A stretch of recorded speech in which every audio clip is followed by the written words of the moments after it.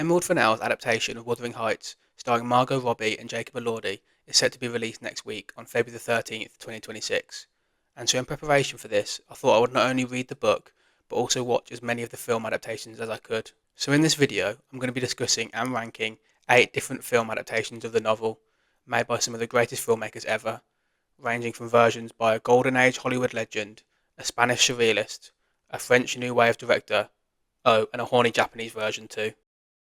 Wuthering Heights is a novel by Emily Bronte, first published in 1847, and it remains one of the most adapted and most misunderstood books in English literature. Set on the bleak Yorkshire moors, the story follows the destructive, obsessive relationship between Heathcliff and Catherine Earnshaw, and the generational fallout of their love, cruelty, and resentment. At its core, it's a novel about passion curdling into revenge, and how emotional damage echoes across time. When it was first released, the book was deeply divisive. Many Victorian critics found it disturbing, immoral, and excessively violent. Some even questioned whether it should have been published at all. But over time, critical opinion shifted dramatically.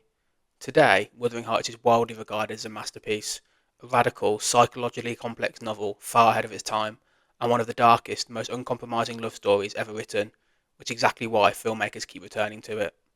Depending on where you look, there has been anywhere from 30 to 40 plus adaptations of Wuthering Heights in film, ranging from very loose adaptations to Cliff Richard doing a musical version. Many of the adaptations are extremely difficult to find, or have been completely lost over time. The first ever version by A.V. Bramble in 1920 is considered completely lost. So for the purposes of this video, I watched 8 of the most popular versions, although some were still very hard to find. The first major adaptation is by William Wyler, who directed films like Roman Holiday, Ben-Hur, Funny Girl, and The Best Years of Our Lives, amongst many others.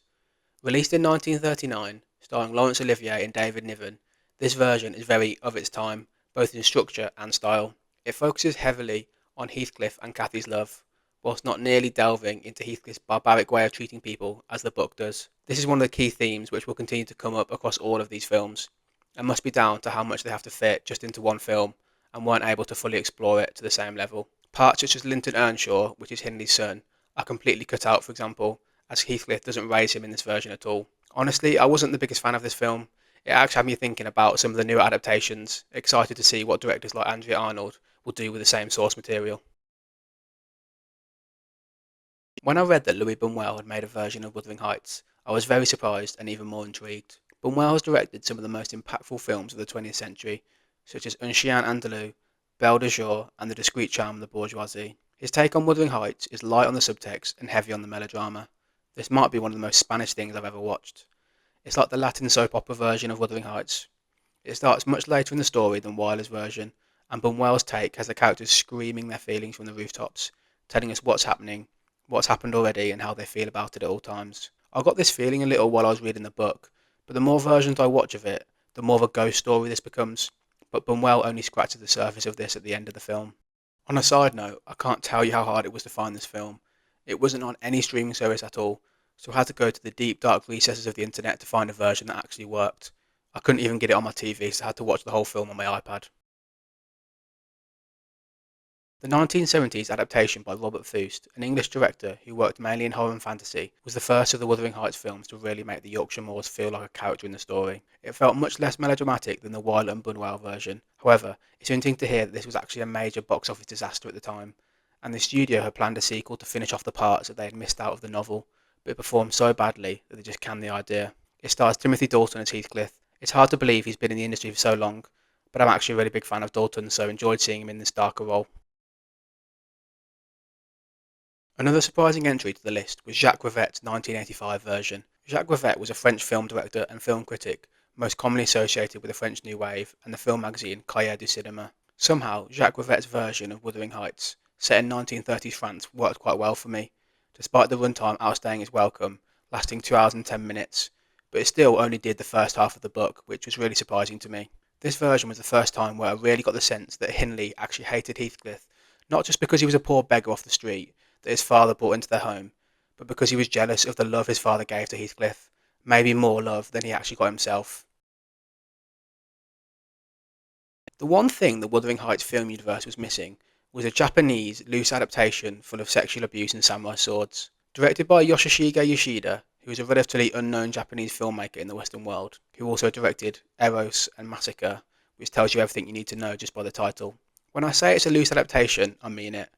Apart from a few distinguishing features like the father bringing in a beggar boy to join the family, and the female building some sort of weird relationship with this man, it is vastly different to any other adaptation. Though the novel and other adaptations explore Heathcliff's strange power over Cathy, this takes it much further, with the role of Heathcliff going as far as forcefully removing her clothes and sexually abusing her. Heathcliff is a real wild beast in this, more so than any other version, and it couldn't be a period Japanese film without the ending involving someone getting their limbs chopped off by a sword. It's actually crazy how at one point in the 1990s, Ray Fiennes was the sexy heartthrob of Hollywood, and that's why he suits playing Heathcliff so well opposite Juliette Binoche in the 1992 adaptation by Peter Kosminski. This is very likely the best of the bunch when it comes to adaptations so far. It stays much closer to the text than any of the other previous ones, and we actually got scenes beyond Cathy's death this time.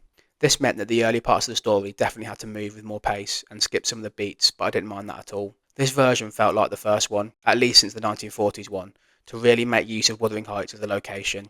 The house looked exactly as I imagined when I read the book. Similarly, this is my personal favourite in how it used and showcased the Yorkshire moors. There were a few issues, such as the CGI ghost, which were a bit shonky, but it was 1992, so we'll let them off.